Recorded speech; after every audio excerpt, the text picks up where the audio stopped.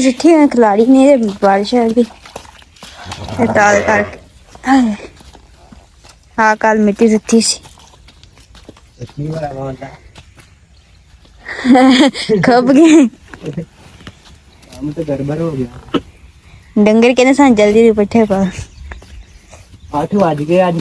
8 नहीं 10 बज चले आज बारिश होने से पता नहीं चलिया पट्ठे वाला पा लिए